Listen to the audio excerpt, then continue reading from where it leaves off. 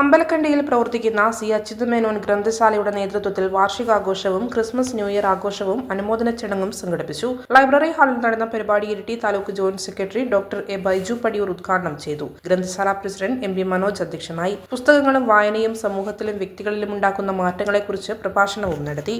ആർളം ഗ്രാമപഞ്ചായത്തിലേക്ക് പുതിയതായി തിരഞ്ഞെടുക്കപ്പെട്ട ഗ്രാമപഞ്ചായത്ത് വൈസ് പ്രസിഡന്റ് ജിമ്മി അന്തിനാട്ടിനും അമ്പലക്കണ്ടി വാർഡിൽ നിന്ന് വിജയിച്ച ഗ്രാമപഞ്ചായത്ത് അംഗവും ലൈബ്രറി കൗൺസിൽ ജില്ലാ കമ്മിറ്റി അംഗവുമായ എം ഒ പവിത്രൻ മാസ്റ്റർക്കും ആഘോഷ പരിപാടിയിൽ വെച്ച് അനുമോദനം നൽകി. ഗ്രന്ഥശാലയിലെ അംഗങ്ങളായ V S Mathew, K B Uthaman, Binoy K F, Binu T K എന്നിവർ ആശംസകൾ നേർന്ന് സംസാരിച്ചു. ഗ്രന്ഥശാല സെക്രട്ടറി സന്തോഷ് പാലക്കൽ സ്വാഗതവും ലൈബ്രറിയൻ ഷേർലി കൊന്നയ്ക്കാമണ്ണിൽ നന്ദിയും പറഞ്ഞു. തുടർന്ന് വീർപ്പാട് രാഗമാലികയുടെ നേതൃത്വത്തിൽ ഗാനമേളയും അരങ്ങേറി.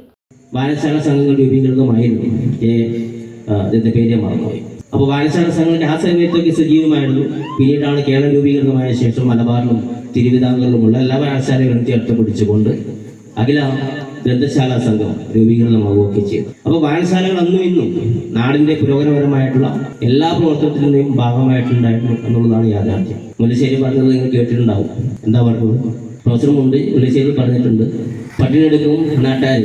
പട്ടിണിയെടുക്കുന്ന മനുഷ്യരോട് പറയുകയാണ്, പുസ്തകം എടുക്കൂ, ഇത് നിങ്ങൾക്ക് പുത്രൻ ആയുധമാണ് എന്നാണ് പറയുന്നത്. പട്ടിണിയെടുക്കുന്ന നാട്ടുകാർ പുസ്തകം വായിക്കൂ, നിങ്ങൾക്ക് പുത്രൻ ആയുധമായിരിക്കും, അതാണ് പറയുന്നത്. എന്താ ഇതിന്റെ അർത്ഥം? പട്ടിണിയെടുക്കുന്ന മനുഷ്യനോട്, പട്ടിണിയെടുക്കുന്ന വ്യസന വയറെടുക്കുന്ന മനുഷ്യനോട് പുസ്തകം വായിക്കൂ എന്നല്ല പറയുന്നത്. അതിനകത്ത് ഇൻഡയറക്റ്റ് ആയിട്ട് ഒരുപാട് അർത്ഥമുണ്ട്. നമുക്ക് പട്ടിണി എടുക്കുമ്പോൾ വയറ പോയിരിക്കും, വയറ പുസ്തകം വായിച്ചിരിക്കും, വിശപ്പ് കൂടുകയും. പക്ഷെ ആ കാലഘട്ടത്തിൽ പട്ടിണി എടുക്കുന്ന ഒരു വിഭാഗം ജനങ്ങളുണ്ട്.